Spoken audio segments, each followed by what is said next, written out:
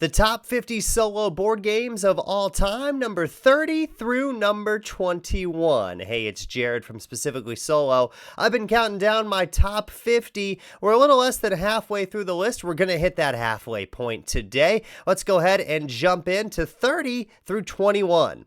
Number 30 on this list is from Stonemaier Games. It is a worker placement game, and it is Viticulture, a game about making wine. So in Viticulture, you've got your workers, obviously. You're placing them out at different spots on the board. However, the unique thing about Viticulture is there are seasons, and some spots are not available every single round. Also, if there's already another worker on that spot, you can't go there in that particular round unless you use what is called your Grande worker. So this is a contract fulfillment game as well. You've got these types of wine that you are trying to make. So you're making your wine on your player board with these really cool little glass beads, and then you might move it into these barrels and age it, and then eventually you're going to sell it and try to get the most money possible and complete these contracts. You also have various things that you can add to your player board to make it a little bit easier to make this wine, and you have the other types of cards as well that will come into effect throughout the course of the game. This is just a really, really tight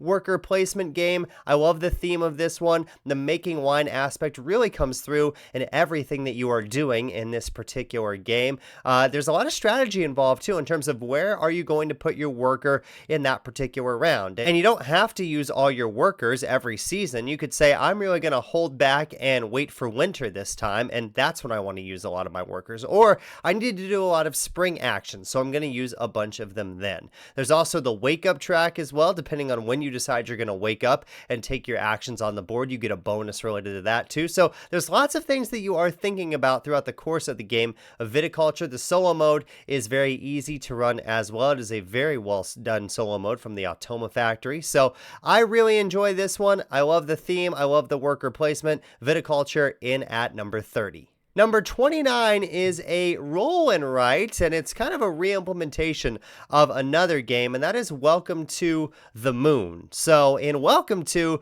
you're trying to build the perfect neighborhood. In Welcome to the Moon, you've got more of a space and science fiction theme going on. However, that same thing applies where you are drawing cards and then writing down the numbers on those cards on your various boards. But the cool thing about Welcome to the Moon is that you can play a campaign with this box. There's 8 different maps or sheets that come in the game, and you are able to play different adventures on every single one of those. And the 8 adventure sheets all have very different mechanisms from the classic game of Welcome to. And when you play in that campaign mode, you're going to make choices from one adventure to the next that could have an effect on how things play out later on in the campaign. There's a few reasons that I enjoy this one. I like the variability of the different maps that come in the box. You get a lot of content in this box that will keep you busy for quite a while. The campaign aspect is very cool too. You don't see a ton of roll and writes with a campaign added on to them, at least not in the box. Sometimes there's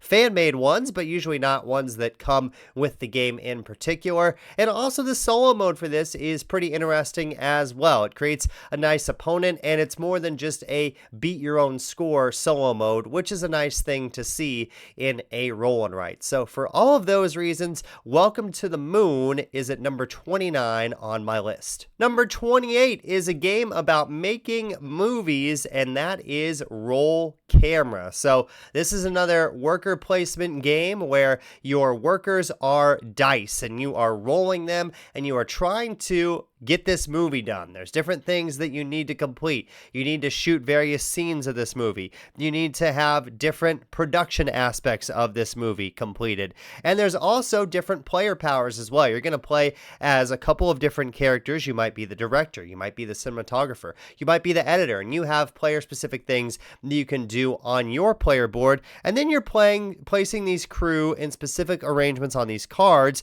And you also have lots of problems that are popping up throughout the course of the game as well, because making a movie is not easy. You also have a limited amount of time and a limited amount of money, and if you lose either one of those or run out of time or run out of money, well, then the game is over. So You've got these shot cards at the end of the game, and you are trying to, again, film all those scenes, all those shots before the game ends. This is a difficult game. It's not an easy cooperative game by any means, but the solo mode is fun for this one. It's, you making all the decisions. So instead of having other people at the table that you have to discuss where you're going to place your dice out, you're just making all those decisions yourself. I like the dice in this game. They're very cool. I like the various player powers. It's fun to play the solo mode with different characters to see if you can do better or worse with certain characters throughout the course of the game. And then another thing that I really like about this too is just the artwork and the style of the game. It's got a very kitschy, cartoonish feel to it as well, and that's something that I really enjoy. I also like the theme of making a movie. I feel like that comes through when you are playing this game,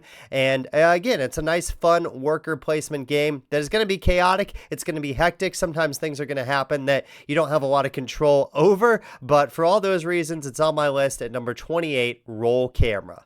Number 27 is a deduction style game, and that is Chronicles of Crime. So, as it sounds, in Chronicles of Crime, you are trying to solve these various crimes. And there's a lot of cases that come in the core box, but there's also a lot of expansions you can buy. You can also buy different versions of this, Chronicles of Crime 1400, 1900. Those are standalone too that have cases in them as well. And what you're going to be doing is you have these locations and you have these characters, and you're going to be scanning them with your smartphone. There's QR codes on all of these cards. And you're trying to figure out who was where, when, and who committed whatever crime you're trying to solve. Sometimes it's murdering somebody. Sometimes somebody stole maybe a very famous piece of art from somewhere. Other things happen throughout the various boxes as well. And what I really enjoy about this game is just the app-assisted aspect of it. I know sometimes people don't like those app-assisted games,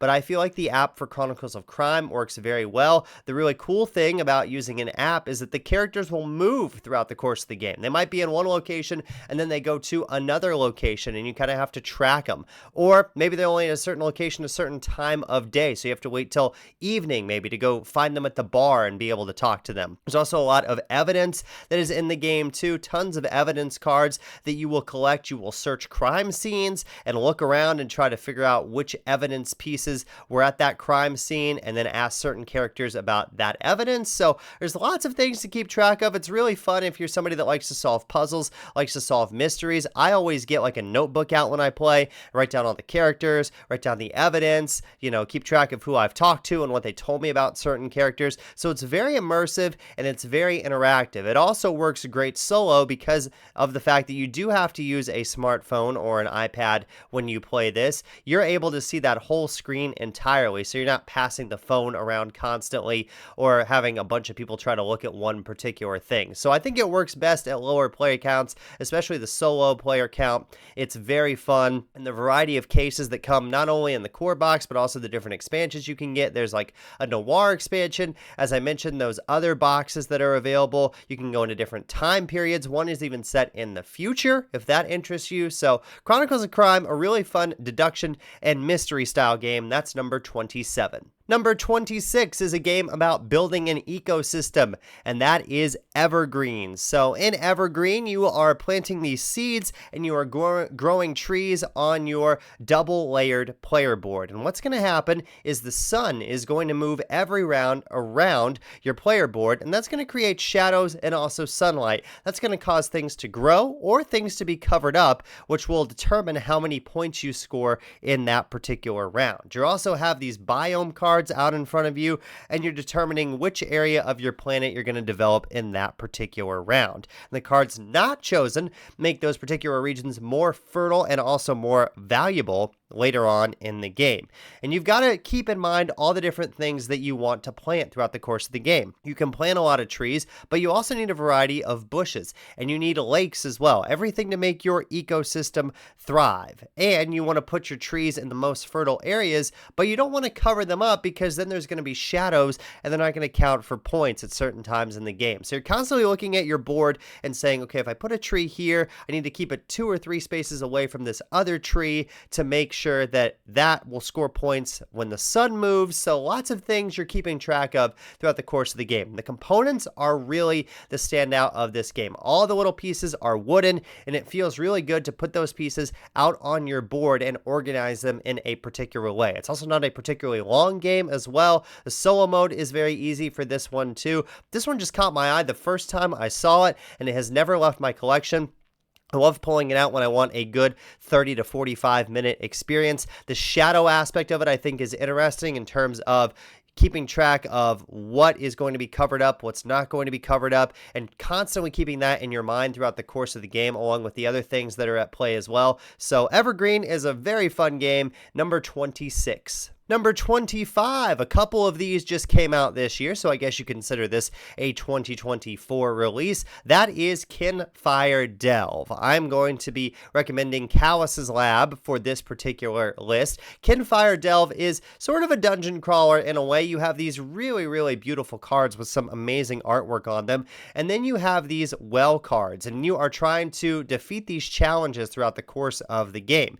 The interesting thing about Kinfire Delve is you can only use certain colors of cards on certain challenges. So if the challenge is blue, you can only use blue cards on that particular challenge. You also are able to boost particular cards as well with what you have in your hand. So it's a constant hand management game in terms of determining how many cards you want to play on a particular turn to try and defeat these challenges. Then, once you get all the challenges done and you get down to the bottom of the well, now you're defeating the big bad. You've got a big boss that you've got to face off against, and you've got to, defeat his little minions as well at that final level of the game. It's a great experience that doesn't take a while to play. It's a very small setup size. This game is designed for 1 to 2 players anyway, because each box comes with 2 characters in the box, so it works great for a solo player. You can also mix and match the boxes as well. There's 3 that are out right now, so if you have one, you want to use the villains from that one, you want to use the characters or the seekers from the other particular box, you can do that. It's very modular in terms of mixing and matching, and it's just a lot of fun.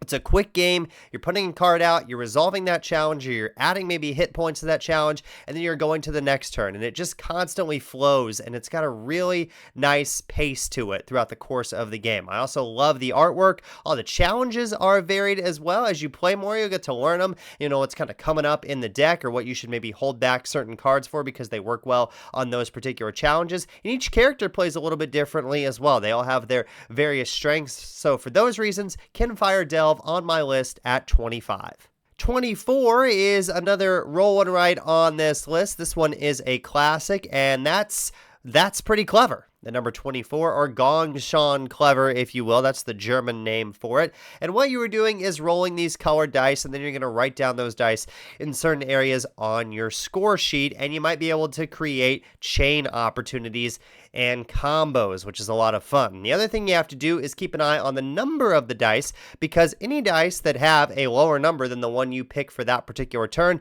they go on a platter, and they are not available to you for the rest of that round. So you're constantly trying to determine what number dice you want to take, and if you take a really high number, that might give you a really good thing, but it might eliminate a bunch of dice as being a possibility to be selected for that particular round. So it's a very easy roll and write. I love the combo action, the chaining action that happens in this one. There's lots of different versions of this game at this point. They've made like 4 or 5 of these pretty clever games. I still think the original holds up the best. All the dice do various different things. Some you're trying to just cross off certain numbers, some you're trying to write numbers in sequential order or descending order, and again, the chaining aspect of, I crossed off this box, now I get to go over here and cross this off, and that gives me that. I love that feeling, and this is one of the first roll and writes that I ever played. It's stuck with me ever since. Number 24, that's pretty clever. Number 23 is another deduction game,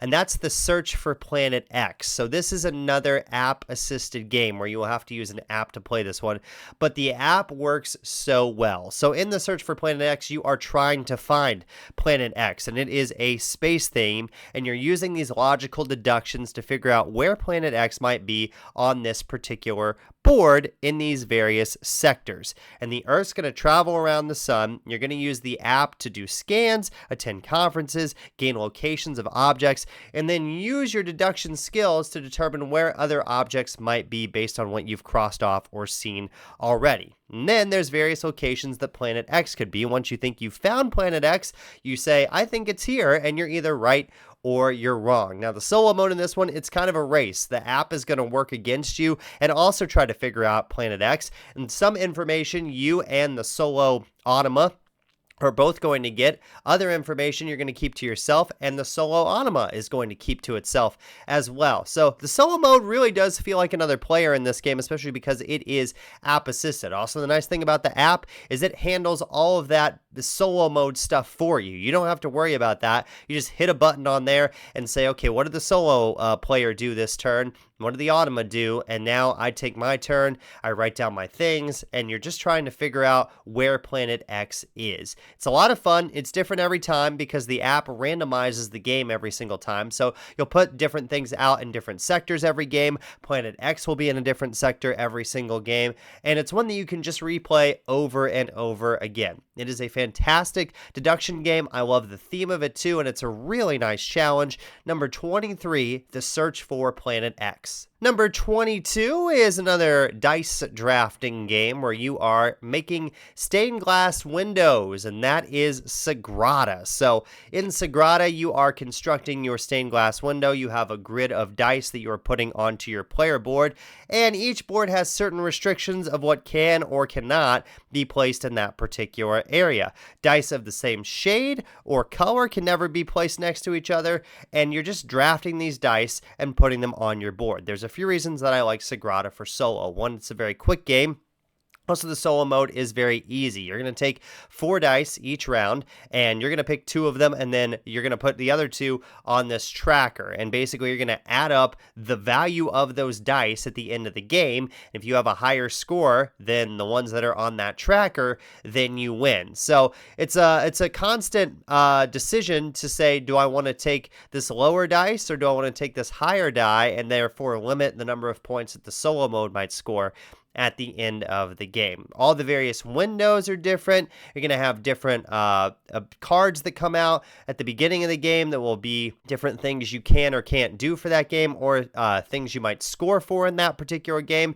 So a lot of variability here. I love the dice as well. It's a very simple dice drafting game, but with a lot of strategy involved. It's not a very heavy rule set at all, but there is a lot of things to think about. So Sagrada, 22 on the list. And number 21 is a really fun Euro game from Danny Garcia, and that is Barcelona. So in Barcelona, you are building up the city of Barcelona, and it's the 19th century, and you're working on an expansion to this city. So you've got to construct buildings to accommodate these various citizens that are moving into the city. You need to build some tram lines, you need to build some public services, and you might even decide to add some art to your city as well.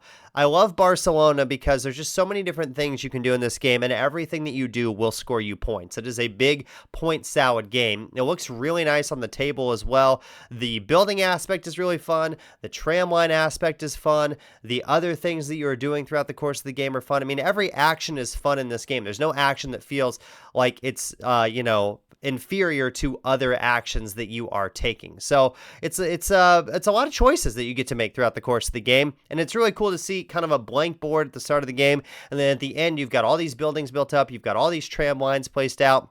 Maybe you've added some services, maybe you've given yourself some more points in other ways. And the solo mode for this is called Gaudi, is the solo mode for Barcelona. They do have some updates to this one on BGG, so I would suggest checking that out before you play this one. But overall, a really solid design from Danny Garcia. It flows very nicely. There's a lot of actions, but it's not that hard to understand. And the presentation's great too. I just really enjoy Barcelona, and I love that theme too of kind of you're in charge of building up this city. We need you to take it over. We need you to place these buildings out and put these citizens out at various places on the board. And then at the end, everything just fits into a particular place. It feels very nice when you've accomplished that at the end of the game. And the scores for this game will be very, very high. I mean, you'll score like 200, 300 points in some games. So if you like very high scores and if you like every single thing that you do gets you points, then you want to check out Barcelona. So that's 30 through 21 on the list. Just to run that down one more time. At number 30, we had Viticulture.